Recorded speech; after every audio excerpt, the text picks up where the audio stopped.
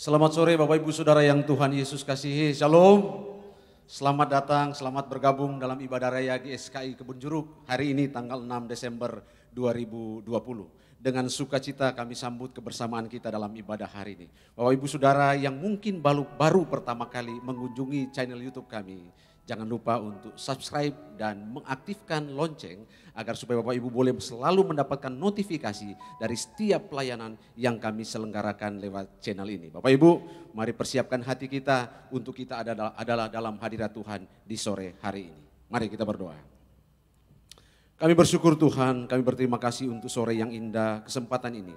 Engkau boleh pertemukan kami, boleh kami ada dalam satu persekutuan bersamamu dalam ibadah ini. Tuhan tolong kami yang ada di tempat ini dan jemaat Tuhan yang ada di rumah masing-masing. Tuhan biar kami boleh dipersatukan dalam persekutuan yang indah bersamamu di sore hari ini Tuhan. Kami boleh sama-sama menikmati hadirat-Mu Tuhan di kesempatan ini.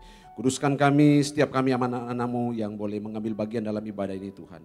Biar pelayanan yang kami selenggarakan ini boleh berkenan di hadapan-Mu. Dan setiap kami Tuhan boleh menikmati sukacita surgawi yang berasal daripada-Mu Tuhan. Kami mau tabiskan ibadah kami pada sore hari ini. Dalam nama Bapa, Anak dan Roh Kudus, dalam nama Tuhan Yesus Kristus. Amin. Shalom saudaraku, haleluya. Siapkan hati kita bersama kita menyembah Tuhan.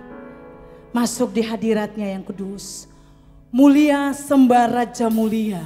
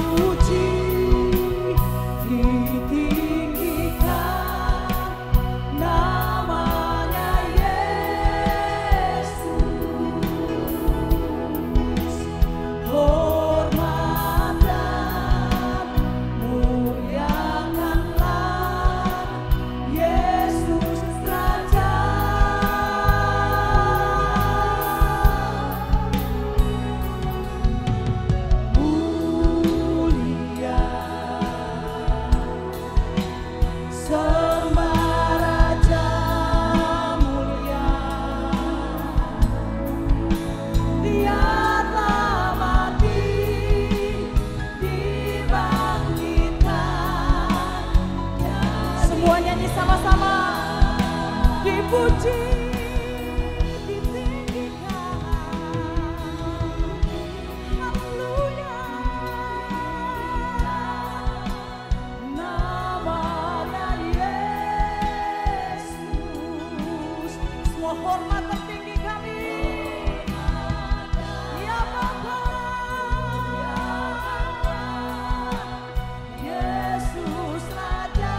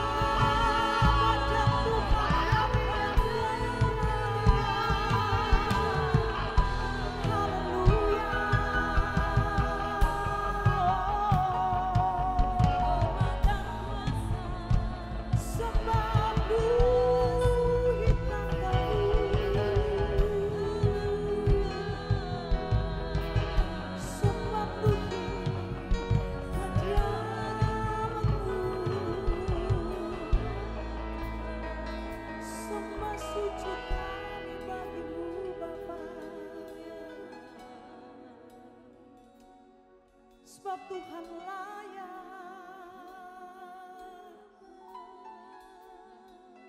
Selamanya Engkau layak.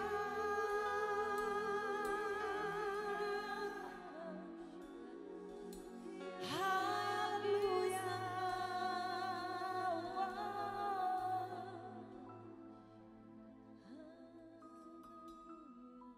Suara kemuliaan bagi nama Tuhan kita Yesus Kristus. Mari berikan lewat tepuk tangan kita yang terbaik untuk Tuhan di sorga. Haleluya. Haleluya. Bapak ibu saudaraku yang di rumah, boleh saya mengajak kita berdiri bersama-sama.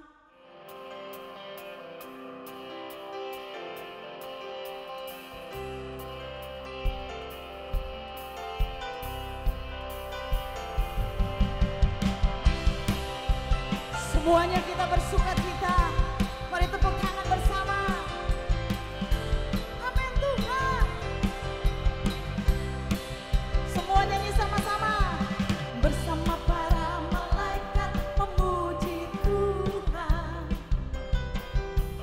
meninggikan raja atas segala raja. Hanya Dia yang layak, hanya Dia yang layak dipuji-puja.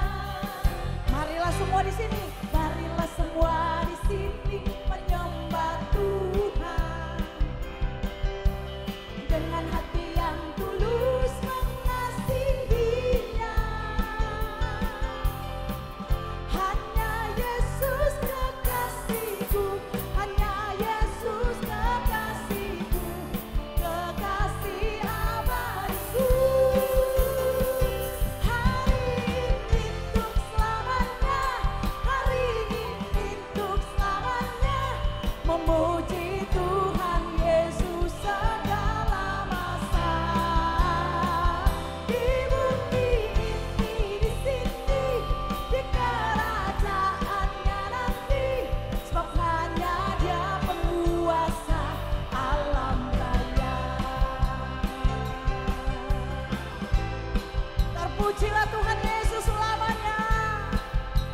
Bersama para malaikat, mari kita puji Tuhan.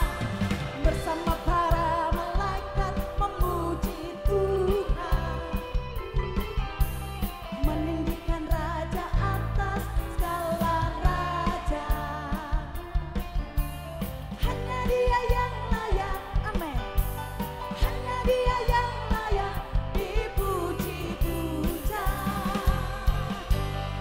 Marilah semua di sini menyembah Tuhan dengan hati yang tulus mengasihinya. Hanya Yesus kekasihku, hanya Yesus kekasihku, kekasih abadiku. Hari ini untuk selamanya, hari ini untuk selamanya, memuji Tuhan Yesus segala masa.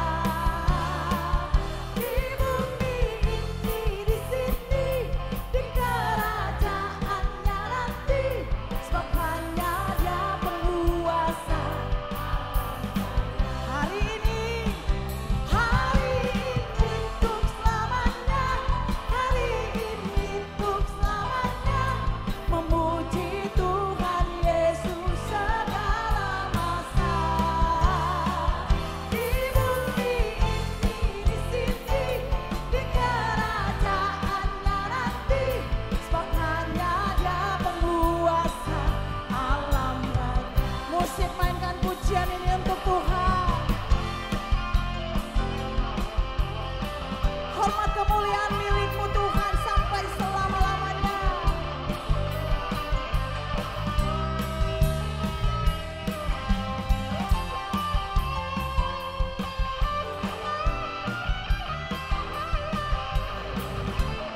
Semua angkat jiwa kita bersama.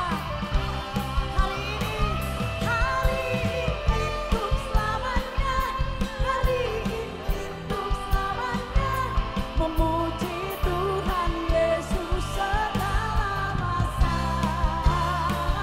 Di bumi ini, di sini,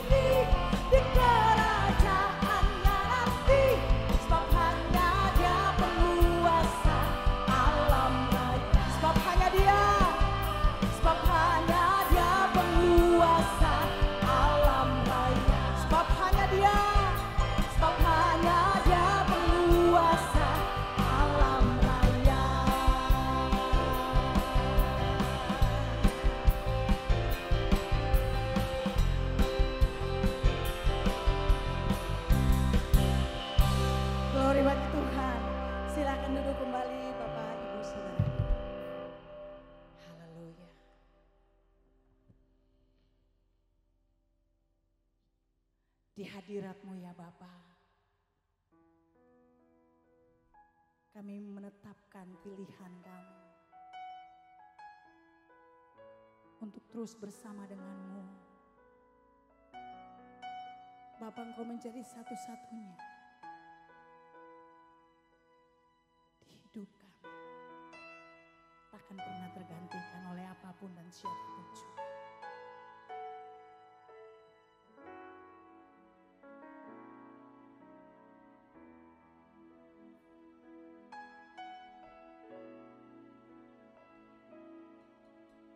Engkau Bapakku satu-satunya, tiada yang lain di dalam hatiku.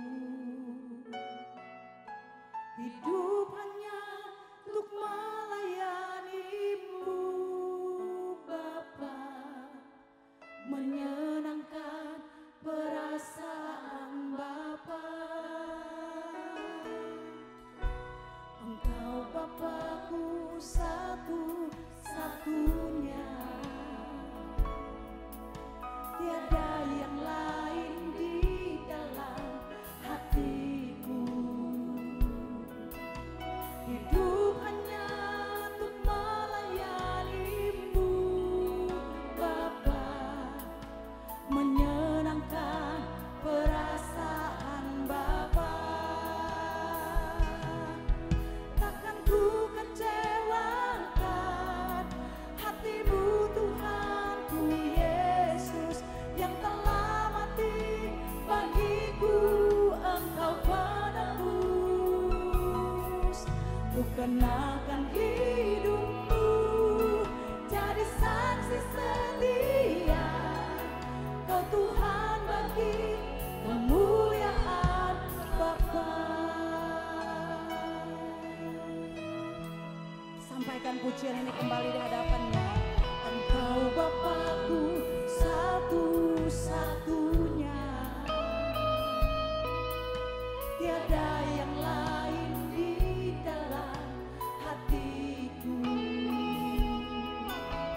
Hidup hanya untuk melayani-Mu Bapa, menyenangkan perasaan Bapa. Suatu kali lagi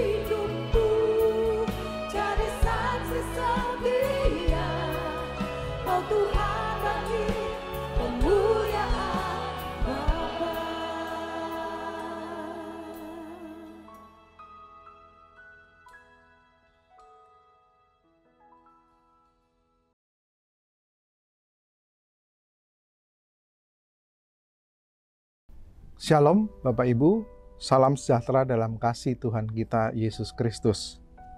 Bapak Ibu yang memiliki anak usia belajar, kita mengalami dan melihat anak kita hampir 2 semester ini tidak belajar tatap muka, tidak datang ke sekolah, tetapi dengan daring atau online.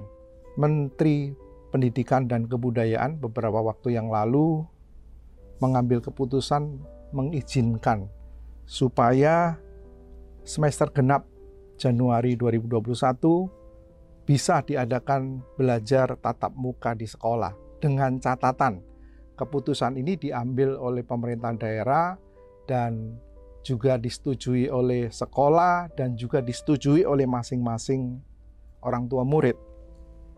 Keputusan ini sepertinya diambil agar terjadi proses belajar mengajar lebih efektif.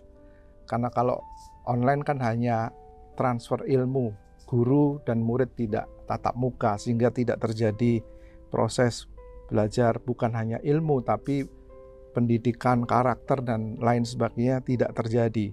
Nah, meskipun akan atau Mendikbud memperbolehkan belajar tatap muka, tentu dengan protokol kesehatan yang ketat, dengan persyaratan yang ketat untuk mencegah risiko penyebaran COVID ini, sehingga tidak menciptakan klaster-klaster. Nah, yang saya ingin tekankan Bapak Ibu, seorang siswa atau seorang pelajar atau yang lebih tinggi mahasiswa, kalau kita ingat anak kita dari kecil mulai memasuki jenjang yang paling rendah, mungkin dari playgroup, TK, SD, SMP, SMA, bahkan perguruan tinggi. Nah, intinya seorang siswa atau seorang murid ada proses yang semakin bertumbuh kembang, bukan hanya secara kognitif, tapi juga karakter, mental, dan kejiwaan. Itu terjadi dalam pendidikan. Jadi seorang murid itu terjadi ada jenjang yang makin hari makin tinggi atau semakin banyak, terjadi pertumbuhan, tumbuh kembang. Nah, dalam kekristenan, Alkitab ada kesejajarannya. Ada istilah yang dalam Alkitab terjemahan bahasa Indonesia, terjemahan baru menggunakan kata murid. Dalam bahasa asli Alkitab Perjanjian Baru yang menggunakan bahasa Yunani, kata murid ini menggunakan kata matetes dan diterjemahkan dalam bahasa Latin discipulus. Nah, saya mengira bahasa Inggris menyerap dari kata Latin ini menjadi disciple. Jadi dalam Alkitab mengenai murid yang diterjemahkan dalam bahasa Indonesia murid, itu dalam bahasa Inggrisnya disciple.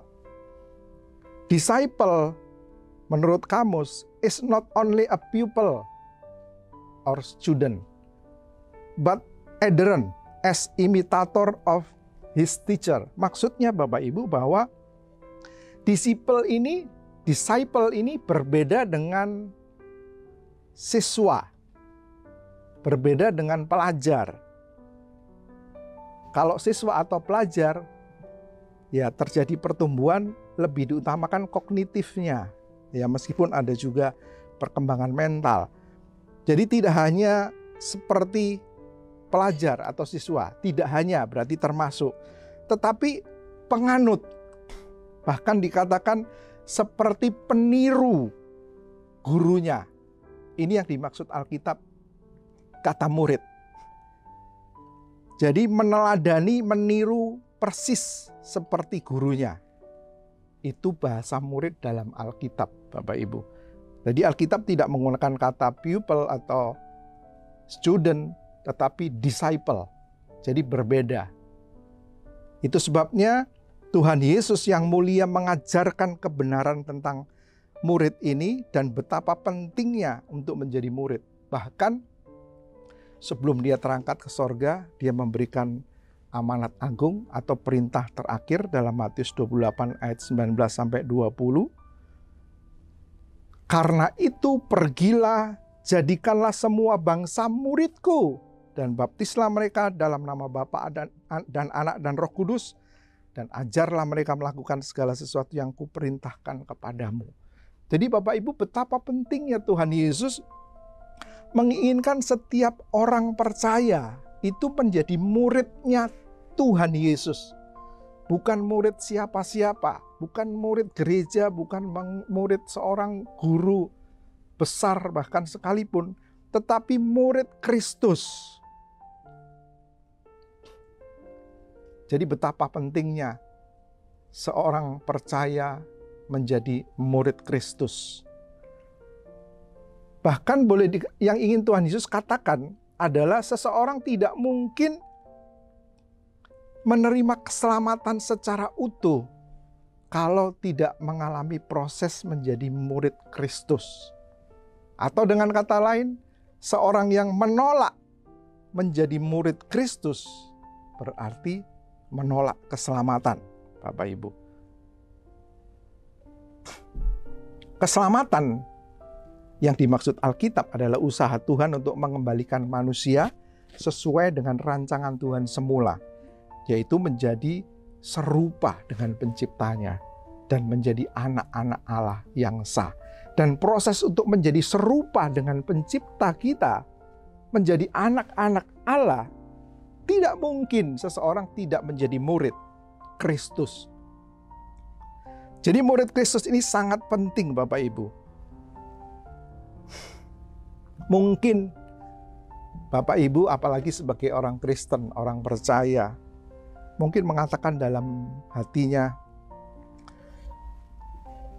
Pak, saya ini kan orang Kristen yang sudah ke gereja lama. Ya otomatis saya murid Kristus dong. Atau mungkin Anda berkata, Pak, saya ini udah dibaptis. Atau bahkan ada kelompok tertentu misalnya dari aliran Pentakosta Karismatik mengatakan, Pak, saya ini sudah dipenuhkan Roh Kudus. Ya otomatis saya murid dong. Bapak Ibu, tidak semudah itu. Bahkan kalau Bapak Ibu mengatakan, Pak, saya ini sudah melayani Tuhan. Saya ini menjadi pejabat sinode. Saya ini belajar kuliah sampai mendapatkan gelar sarjana teologi, magister teologi, bahkan doktor teologi. Ya otomatis saya murid Kristus dong. Bapak Ibu, pengakuan seorang murid atau tidak, itu tidak ditentukan dengan hal yang saya sebutkan tadi. Tidak semua orang Kristen adalah murid Kristus. Ya, kalau tidak melakukan apa yang dikatakan, diajarkan oleh Tuhan Yesus.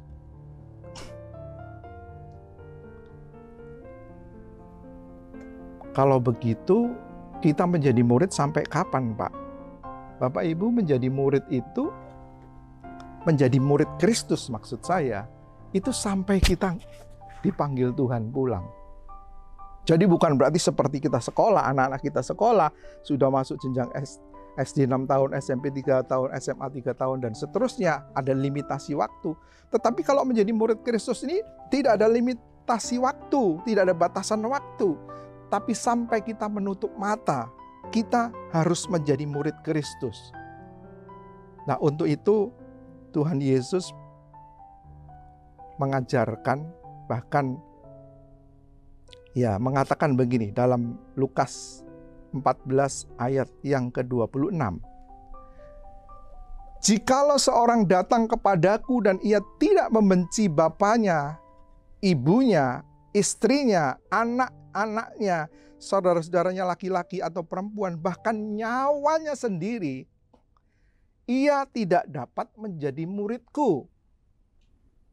Dalam bagian lain di Matius 10 ayat 37 dikatakan, ia tidak layak bagiku.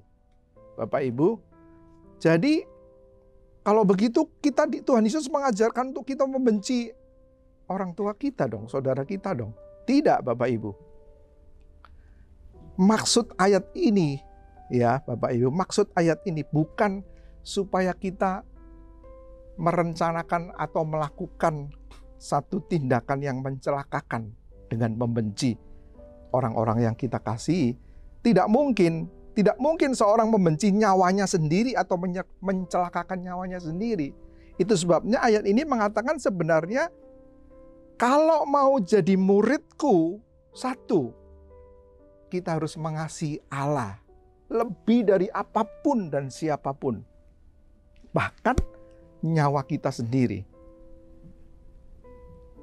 Nah, Bapak Ibu, ia tidak dapat menjadi muridku. Itu berarti sebuah syarat untuk menjadi murid. Tetapi bukan hanya sekedar syarat, karena kata kerja yang dipakai ini adalah present, aktif.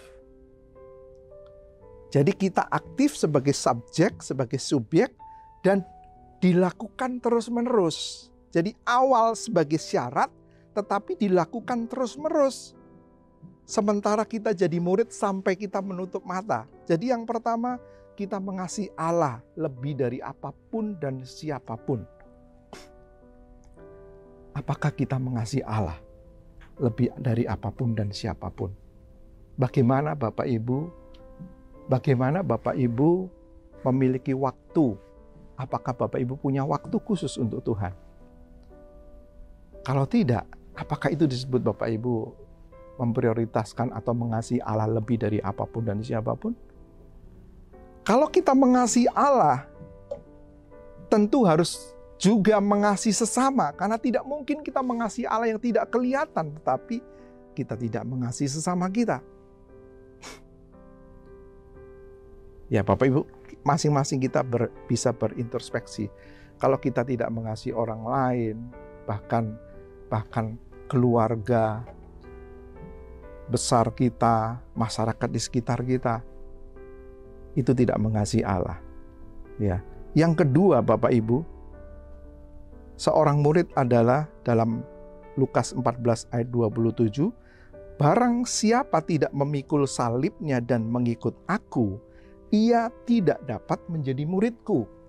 Nah ini sama, berarti yang kedua, kalau tadi seorang murid Kristus mengasihi Allah lebih dari apapun dan siapapun, yang kedua adalah memikul salib dan mengikut aku, mengikut Tuhan Yesus. Mengikut salib secara sempit tentu diartikan kita rela menderita karena Tuhan. Ya mungkin karena kita pengikut Kristus, terus kita dikucilkan, terus kita dibenci, yaitu bagian dari hal ini, bagian dari hal ini. Tapi kalau kita menderita karena kesalahan kita, itu bukan memikul salib Bapak Ibu.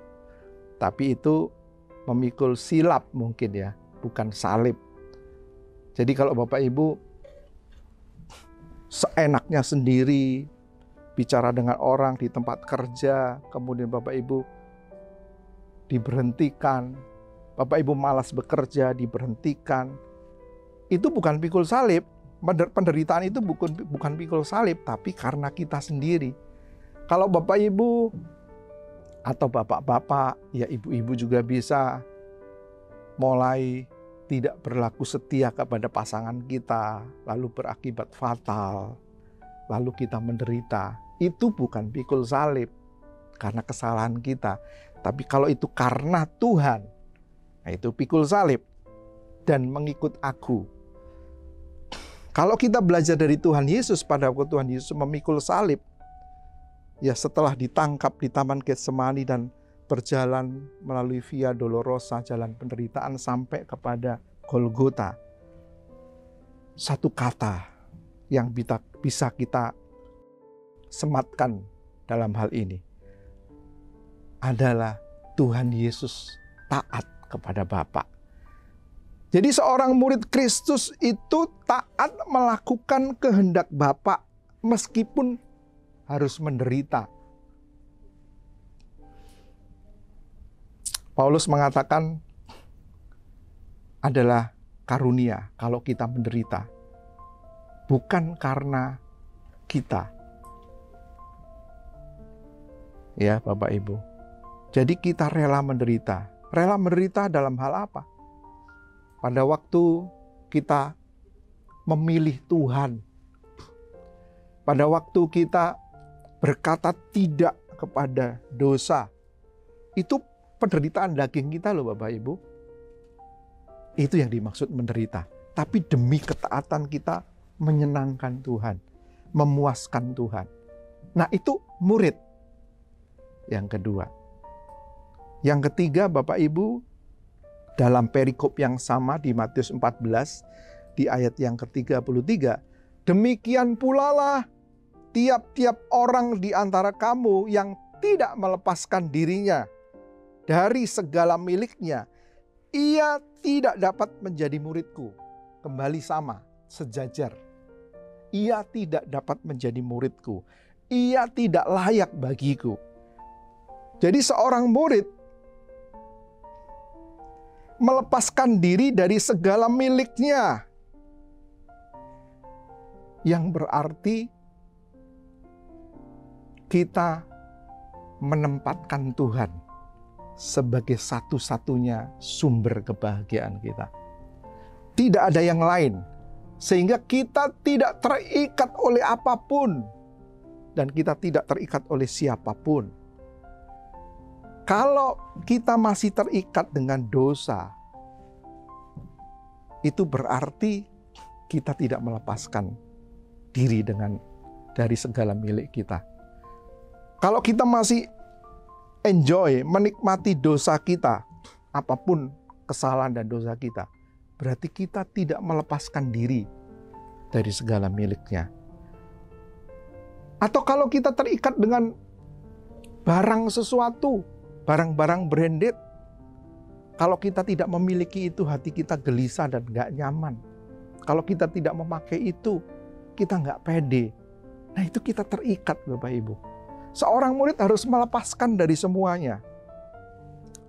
Hanya menempatkan Tuhan Yesus saja sebagai satu-satunya kebahagiaan kita. Satu-satunya sumber kebahagiaan kita. Kalau kita masih misalnya, apalagi kondisi COVID ini, seringkali yang bekerja kan WFH ya. Suami istri, anak-anak lebih sering kumpul di rumah. Dan kita mengalami kebosanan. Ya wajar sih kebosanan. Tapi Bapak Ibu, kalau Bapak Ibu memiliki Tuhan Yesus, satu-satunya sumber kebahagiaan kita, mestinya nggak ada kebosanan. Bosan saya mau jalan-jalan, malah Bapak Ibu celaka. Apalagi kondisi sekarang seperti ini. Jalan-jalan ke luar negeri ya Bu, susah Bapak Ibu. Lebih baik Bapak Ibu cari Tuhan. Sampai Bapak Ibu menemukan, sampai kita menemukan bahwa Tuhan Yesus itu satu-satunya sumber kebahagiaan.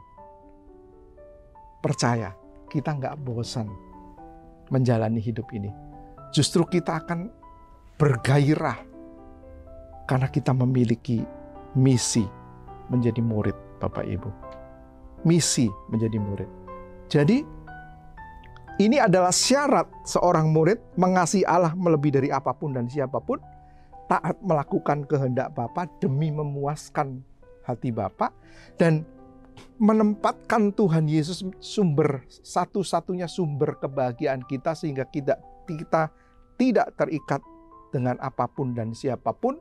Ini adalah syarat untuk menjadi murid. Dan kita lakukan terus-menerus sampai kita menutup mata. Suatu ketika seorang pemuda pemimpin yang kaya datang kepada Tuhan Yesus, guru yang baik, perbuatan baik apakah yang harus aku lakukan supaya aku beroleh hidup yang kekal? Tuhan Yesus menjawab, lakukan hukum. Guru, itu sudah aku lakukan sejak masa kecil, sejak masa mudaku. Oh, kalau engkau mau kalau engkau mau yang sempurna, jual segala milikmu, bagikan kepada orang miskin, lalu datang kemari, ikutlah aku. Bapak Ibu, jadi persyaratan murid tadi itu baru awal. Nah, kalau dengan persyaratan ini yang kita lakukan terus-menerus tidak bisa kita lakukan, kita tidak bisa mengikuti Tuhan Yesus. Kita tidak bisa diubahkan memiliki karakter seperti Tuhan Yesus. Jadi, mari kita belajar sungguh-sungguh menjadi murid Kristus. Bukan sekedar kita jadi orang Kristen aktif melayani, bahkan pejabat, bahkan kita sekolah teologi, tidak. Melakukan apa yang diajarkan Tuhan. Dan apa yang diajarkan Tuhan yang saya bahas tadi secara singkat bisa menjadi perenungan kita. Bapak Ibu bisa renungkan kembali, belajar kembali. Ini yang harus kita lakukan sampai kita menutup mata.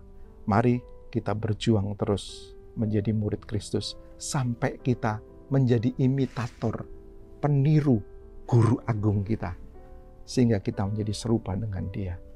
Amin. Bapak Ibu yang dikasihi Tuhan, kita telah menerima berkat melalui kebenaran firman Tuhan. Kiranya kebenaran ini mengubah hidup Bapak Ibu dan saudara-saudara yang dikasihi Tuhan. Kita akan akhiri dengan doa. Tuhan yang bertata di kerajaan surga yang mulia saat ini Tuhan, kami bersyukur kami telah mendengarkan firman-Mu dan kami akan berjuang untuk berubah Tuhan. Kami tahu bahwa hidup kami hanya untuk menyukakan hati Tuhan. Tuhan berkati hamba Tuhan yang telah menyampaikan firman-Mu ini. Demikian juga berkat atas keluarganya dan pelayanan. Demikian juga Tuhan memberkati hidup kami, baik keluarga, pekerjaan yang kami lakukan. Beri kami kesehatan Tuhan. Kami akan akhiri ibadah pada hari ini Tuhan. Kami mohon berkat dari Tuhan.